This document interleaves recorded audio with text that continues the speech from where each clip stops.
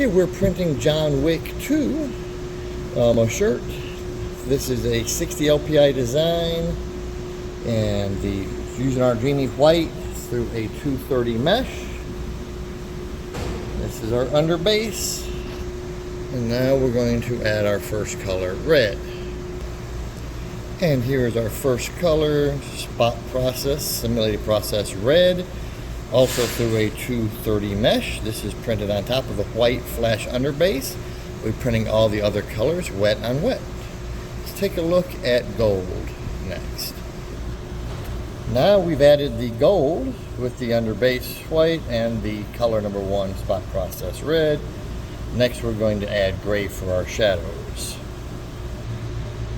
So we've added our gray, and we have one last color to add, and that's going to be highlight white. And we've added our final color, highlight white, through a 230 mesh. And you see we have a pretty uniform skin tone.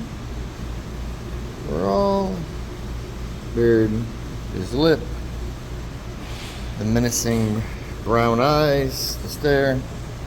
Overall, a very good print. This was done with teachers, 14 teachers from the Georgia Dept of Education in a private class. Hope you enjoyed. Thanks for watching.